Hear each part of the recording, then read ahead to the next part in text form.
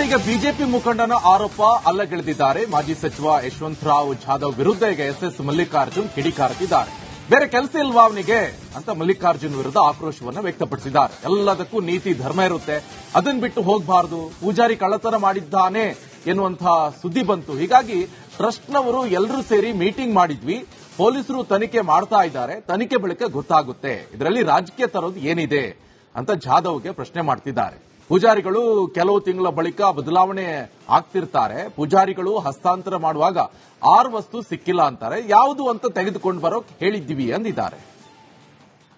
Meeting ಅವ್ನಿಗೇನು ಬೇರೆ ಕೆಲಸ ಇಲ್ಲ, ಅವನಿಗೆ ಏನಂತ ಒಂದು ಹಗಲಲ್ಲ ನೋಡಷ್ಟು ನೋಡ್ತಾರ ಜನನು. ಎಲ್ಲದಕ್ಕೂ ಒಂದು ರೀತಿ ನೀತಿ ಧರ್ಮ ಇರ್ತತಿ, ಅದು ಬಿಟ್ಟು ಯಾರು ಹೋಗಬಾರ್ದು. ಇದೆಲ್ಲ ಅಲ್ಲ, ಅದು ಪೂಜಾರಪ್ಪೇನೋ ಕದ್ದನ ಅಂತ ಬಂತು. ನಾವು ಅದಕ್ಕೂ ಒಂದು ಮೀಟಿಂಗ್ ಕರೆದ್ರು, ಕಮಿಟಿಯವರು ಕರೆದ್ಬಿಟ್ಟು ಹೋಗಿ ಏನೇನಾಗೈತಿ ಏನು ಅಂತ ಕುಶವಾಗಿ ಪರಿಶೀಲನೆ ಮಾಡಿ ಪೊಲೀಸ್ನವ್ರು ಇನ್ವೆಸ್ಟಿಗೇಷನ್ ಮಾಡ್ತದಾರ. ಮಾಡಾದ್ಮೇಲೆ ಕರೆಕ್ಟಾಗಿ ಗೊತ್ತಾಗತಿ. ಅದ್ರಾಗ ರಾಜಕೀಯ ತರದೇನಿದೆ.